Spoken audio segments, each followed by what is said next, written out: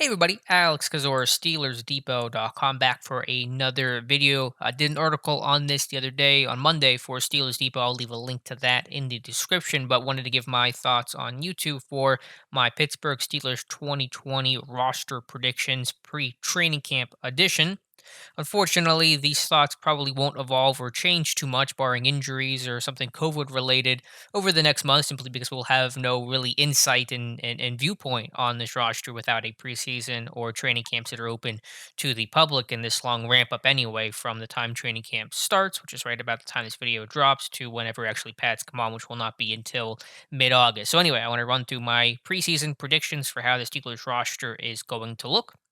Starting with the quarterbacks, the three quarterbacks I believe this team will keep on their 53-man roster is Ben Roethlisberger, Mason Rudolph, and Paxton Lynch. Obviously, Ben and Rudolph are locks to make the team. Rudolph almost certainly going to be the backup. Mike Tomlin basically anointed him as such right after the 2019 season ended. The only battle here is between Lynch and Duck. I'm still giving the edge to Paxton Lynch. Could it go either way? Possibly, but I think Lynch will just look really good in a practice setting with his pedigree, with the arm strength. Duck, granted, looked good in training camp last year, but I think Lynch will just make those wow plays that'll just kind of make them want to go in a different direction with a different option. Although I do believe with the expanded practice squad, which I don't think I'll end up including in this video, but with the expanded practice squad now to 16 players, the Steelers are much more likely to keep all four quarterbacks because protecting themselves against injury or illness, and just to give yourself some extra competition towards the bottom of the depth chart. So I don't know if this even matters quite as much anymore between Lynch and Duck, because I think all four will ultimately be kept, considering how much they leaned on third and fourth string quarterbacks last season. So that's my thoughts on the quarterback situation.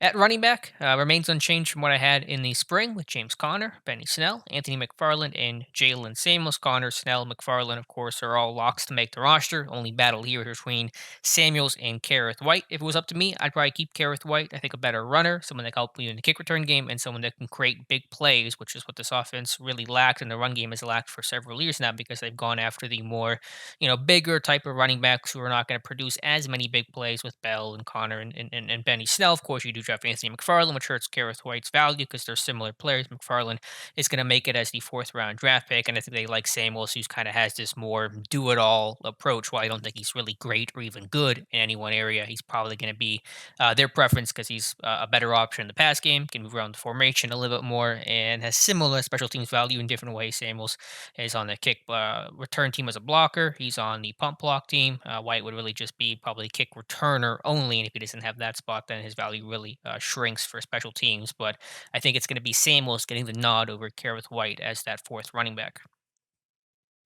At fullback, of course, is going to be Derek Watt, signed right as free agency started to replace Roosevelt Nix, who the team released just a couple days after signing Derek Watt. So he's locked in as your fullback this year and should hopefully help out on special teams, helping replace guys like Tyler Betakevich. That's a great one-to-one replacement, of course, replacing what Nix was able to do when healthy on special teams, and helping this team out in short yardage football because they were football's worst in third and fourth and short last season. So it'll be a big boost for that. At wide receiver, top four are going to be locks: Juju Smith-Schuster, James Washington, Deontay Johnson, Chase Claypool, and then I'm going to have him keeping six right now with Ryan Switzers, everyone's favorite, and Dion Kane. Now I know Switzer would create a lot of pushback. That happened in my camp battle video I did with Switzer versus Kane. Ultimately, I'm keeping both on the 53 to begin the year, but Switzer as a veteran, all veterans are going to have a big leg up here in the climate today without an offseason program, without really a recognizable training camp, without preseason football. Switzer, the fact that he's a veteran, that Ben knows him, trusts him. If you have Ben's trust, I talked to former Steelers receiver Demarcus Ayers the other day on Steelers Depot. This you can check that out article out too.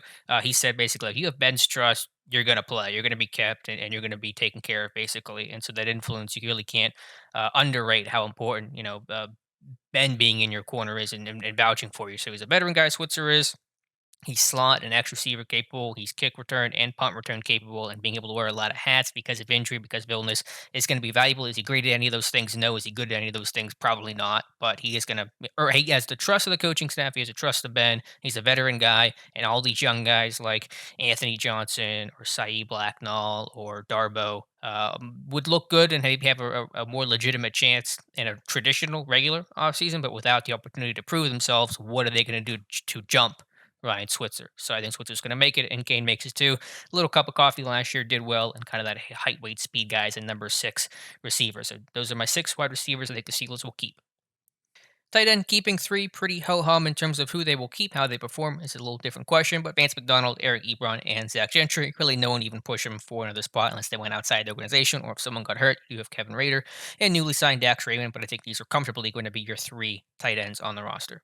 For the offensive line with tackles, I'm going Alejandro Villanueva, Chukwuma Okorafor, and Zach Banner. Right now, counting Matt Fowler as a guard. You'll see that in a second. Again, the big battle here is between Okorafor and Banner, who's going to be your starting right tackle. I'm going to give the very slight edge to Okorafor right now, solely because the last 2 years when they've needed a right tackle for injury, against Denver in 2018, against the Rams last year, they went Okorafor over Banner. Now you can say they just wanted to keep Banner in his spot and not move things around too much. That's fair. Banner could certainly win it, but either way, both guys are going to make the roster. And for interior offense alignment, again, pretty chalk here with DeCastro, Pouncey, Fowler, Wisniewski, and the rookie Kevin Dotson. It's just a matter of who's going to start where. Fowler, I think, will be starting off at left guard. Mike Tomlin confirmed that. He'll kick back outside if there's injury or if Okorafor and Banner really struggle that much. Should that happen, Wisniewski more than likely will become your left guard, but ideally, Fowler goes to left guard. Wisniewski's your backup, your Finney type guy, your top interior swingman. To replace any of those interior guys, whether that's Fowler, or if he has to kick back outside, or if he gets hurt himself, Pouncey and the Castro, and Kevin Dotson with a redshirt year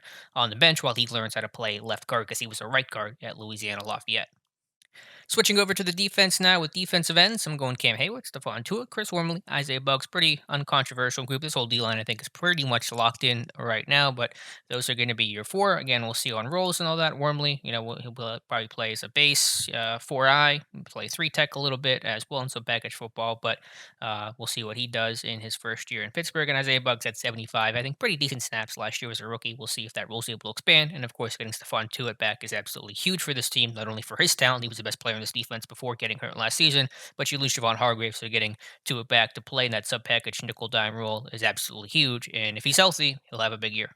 At nose tackle, Tyson Alu and Daniel McCullers are the two I think that they will keep. Tomlin basically confirmed that Alu will get first crack at nose tackle. I think he'll win that battle pretty comfortably. And Big Dan still here, and I don't think it's going to change. Had it been a traditional offseason, you could have had someone like seventh on pick Carlos Davis or Savon Walker or Josiah Coatney, the UDFA out of Ole Miss, potentially push him. But even then, I think it'd be stretching it.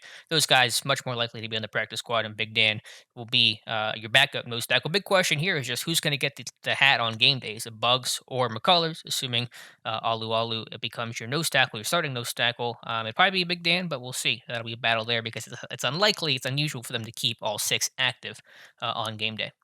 At outside linebacker, have him keeping five: TJ Watt, Bud Dupree, Alex Highsmith, Ola Adeniyi, and Tuzar Skipper. I think pretty much, I shouldn't say they're all locked. Certainly, Watt, Dupree, Highsmith are. I think Adeniyi has a really good shot to make it too. Probably be your top guy off the bench behind Watt and Dupree again because Highsmith has missed so much time behind the eight ball so severely. Ola will probably begin the year as that top backup at both outside linebacker spots. Tuzar Skipper's at a tough spot. Had a training camp darling last year, but the question for him was a lack of special teams value, perception of it. Barely got to play there, will not have a chance to do that this year without any preseason games. That'll be tough for him. But I think it's just enough there as a pass rusher to keep him around and just promote that youthful competition between Highsmith, Adeniyi, and Tuzar Skipper.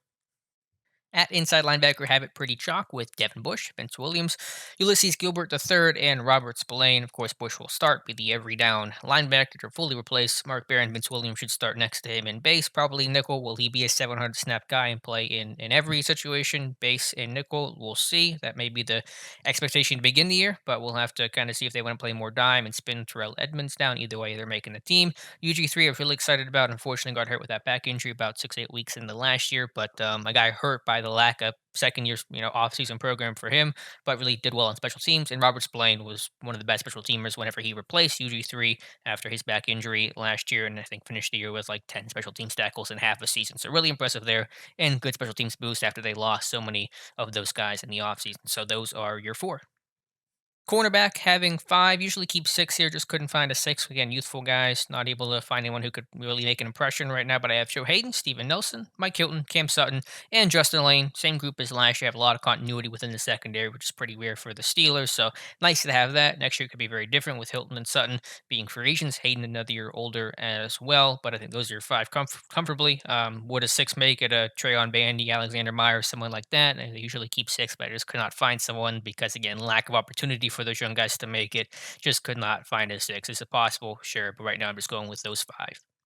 And for safeties, going five here as well with Micah Fitzpatrick, Terrell Edmonds, Jordan Dangerfield, Tyree Cannell, and Antoine Brooks Jr. Top three, I think, are pretty locked in. Dangerfield, not 100% locked, but I think will comfortably make it as the veteran safety, the up back on the punt team, which is pretty important. Of course, Fitzpatrick Edmonds are locks to make it. You have six-round pick Antoine Brooks Jr., who can be a run and hit guy with special teams value. And Tyree Cannell, I guess, is the one guy I'm kind of sticking my neck out for a little bit. He has some free safety experience at Michigan. Tomlin loves his Michigan men, and he's a little more experienced as a guy that's been in the league for a little bit, played in the XFL. That may give him a small leg up on some of the other rookies.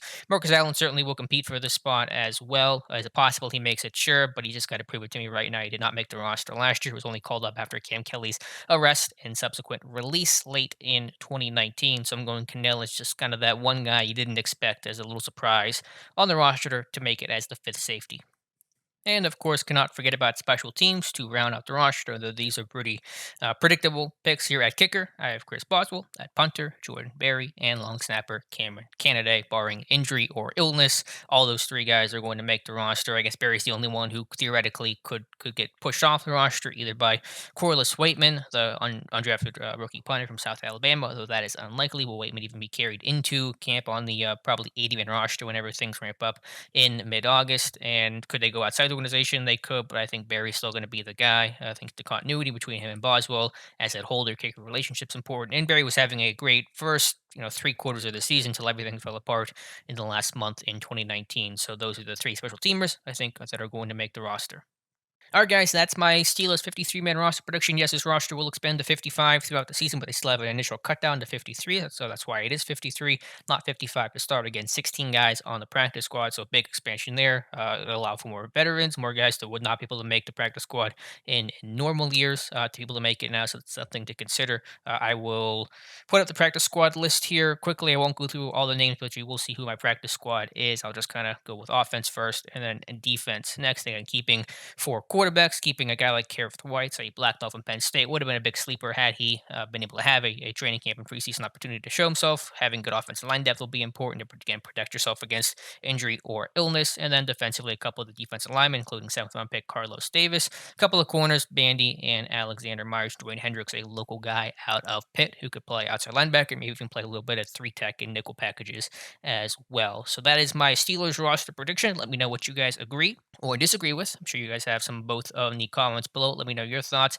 in the comments below. Thank you guys so much for watching, and we'll talk to you soon.